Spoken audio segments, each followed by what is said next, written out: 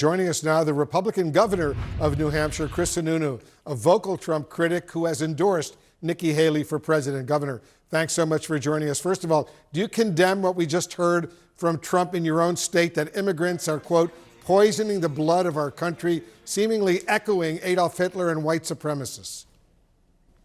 It's awful. It's absolutely awful. But unfortunately, with Donald Trump, it shouldn't be surprising. And there's a couple reasons he's doing it. He knows that Nikki is gaining on him, especially here in New Hampshire. He wants to spur up that negative, evil rhetoric to kind of get his extremists of his base to make sure that they're not leaving him, because a lot of his other voters are likely to move from him in the next couple of weeks. But most importantly, what he's doing is he wants to hopefully not let folks ask him the question of, hey, why didn't you secure the border like you promised you'd do? He's almost acting like he wasn't president. Right? Remember, he said he was going to build the wall and make Mexico pay for it and secure the border and all that. He didn't do any of it. And now we have this crisis coming into our country, which most Republicans and most folks across the country want that border secure. So he's going to spur up the rhetoric because he's not taking questions, not answering anything, not getting on the debate stage, and he wants to make sure that that base is with him. It's an awful way to do it. It speaks more to him and his character and the problems you're going to have if he were elected again, and which is why that type of stuff is why Nikki Haley is surging here in New Hampshire. I think she's going to be surging in Iowa. It's not a 40-point race. It's a 15-point race. And I think pretty soon you're going to see it's about a 2-point race and a real toss-up between Haley and Trump going forward. We shall see. You've endorsed Nikki Haley, who so far, Governor, as you know, has not denounced Trump's authoritarian and very hateful rhetoric. This should be simple to condemn, so why hasn't she? Well, look, I mean, I'm not going to speak for Nikki other than to say when she's out there, she talks about the former president. She talks that this is the time to move on. There's no place for that. But I think she does a good job of making sure that she's not just saying, elect me for president because we don't like that guy. Elect me because of that rhetoric. She's putting her resume, her background, her experience, and most importantly, what she's going to bring. She's a former governor. So it's not just about political points and policy. It's about actually achieving something, accountability, how you manage the government, how you manage getting things done, how you work with Congress. And again, that type of message is really resonating with folks. They don't want to live in the past here in New Hampshire. New Hampshire's always a forward-looking state, which is why she's doing so well. But don't you think she should denounce Trump's hateful rhetoric? Well, look, I think she's been pretty hard on him. I do. I think everybody's waiting for every candidate to go nuclear, kind of like Chris Christie does, and Chris has done a great job of that. I think I'm out there doing it, but, you know, not everyone's going to have the exact same style.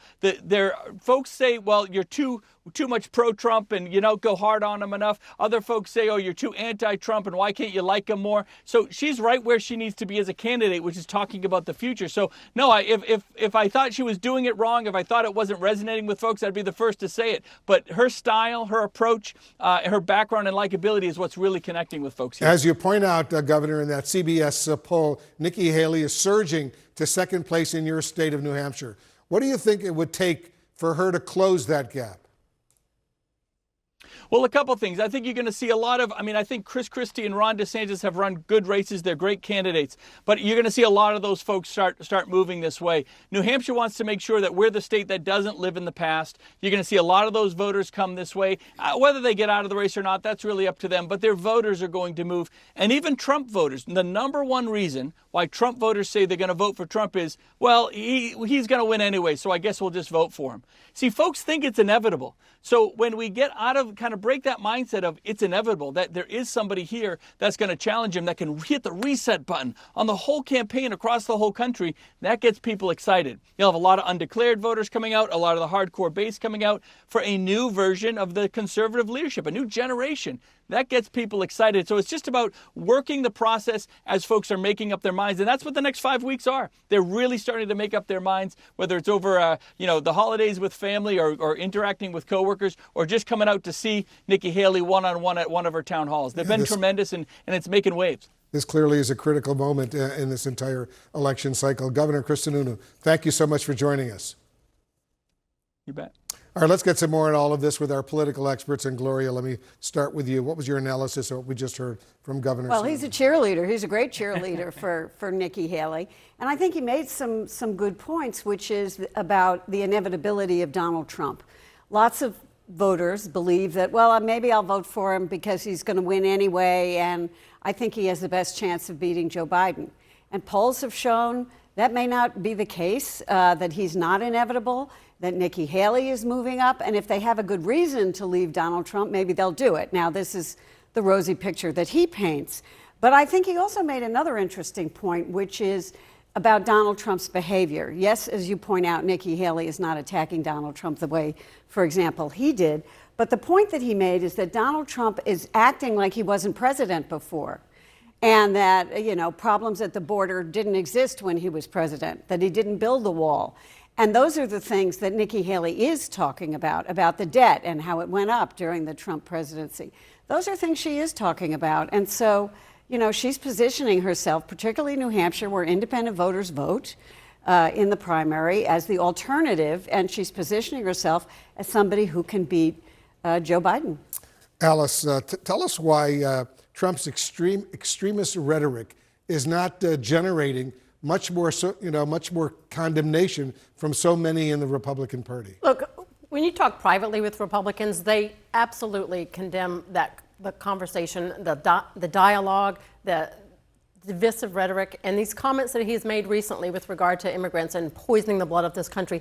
That's disgusting and despicable. And they will tell you that. Many who are supportive of him publicly won't do so forcefully simply because they don't want to face the backlash of him or his supporters. But I can tell you, as Governor Sununu just said, that kind of rhetoric, basically parroting, as many have said, parroting the words of Hitler from Mein Kampf, that is wrong, and it should not happen. And what it does, it really takes away from the real conversation that Republicans need to be having about immigration, talking about the Republicans actually do support legal immigration, talking about what we can do to stop the flow of illegal immigrants into this country. We're seeing record numbers. Stop the flow of fentanyl into this country, as well as human trafficking. These are serious problems with immigration, and we should be talking about, and not these stupid comments. Well, it's Americans who are bringing fentanyl in higher numbers. But the point is, because Republicans won't denounce these comments, and that keeps Donald Trump as the person controlling the Republican Party.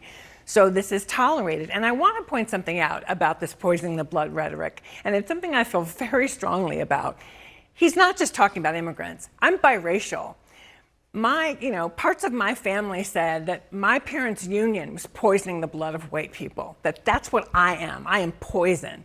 So when he says that, remember that our generation, the under 30, it's a very biracial generation. So he's actually saying to young people, you're poison. And I do think when we get to the general election, and believing that it is Trump and Biden, that is what Joe Biden is talking about when he talks about the soul of the country.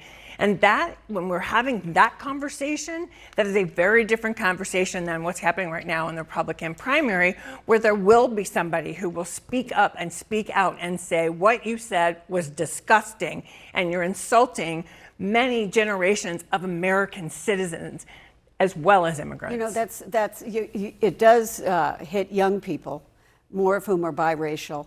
And then the question is, why is Donald Trump doing so well with younger voters and Joe Biden is losing younger voters? That's a job for the campaign, obviously, but they got to figure that one out. You know, it's interesting, and Nikki, speaking about young and older, Nikki Haley launched a new ad going directly at Biden's age, renewing her calls for term limits and mental competency tests. Listen to this. I'll just say it. Biden's too old, and Congress is the most exclusive nursing home in America. Washington keeps failing because politicians from yesterday can't lead us into tomorrow. We have to leave behind the chaos and drama of the past with a new generation and a new conservative president. A very subtle reference to Donald Trump in there as well. The chaos and drama. Yeah, that's what instead of saying Trump, she says chaos and drama. And, you know, Trump is only, 3 years younger than Joe Biden. And she's saying Joe Biden is too old and just hinting at Donald Trump. Why not come out and say it? I mean, you know, there have been questions raised about Donald Trump's age lately as well. But, you know, again, it goes back to the point that you were making with Chris Sununu, which is she'll attack Trump frontally on some things, but on other things, she uses chaos and drama. Well, because there's a fear of the Trump base, right? I mean, right. Because she knows that the way to get the Republican nomination is those folks that are saying they're open to someone else.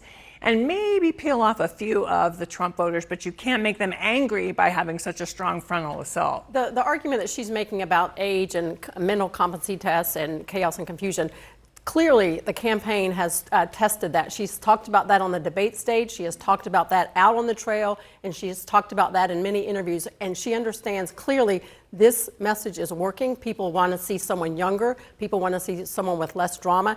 And we are in our own CNN poll. People are concerned about not just President Biden, but Donald Trump's stamina to be a president yet again, and that's something that clearly is resonating. And when you think about age, I mean, think about what Joe Biden has been spending his time doing. Congress said, we want Joe Biden to get engaged in these talks we're having, because when he gets engaged, we get a deal, right? He's been on the phone helping to get hostages home. So with Donald Trump, is that who we want having that conversation? I don't think so.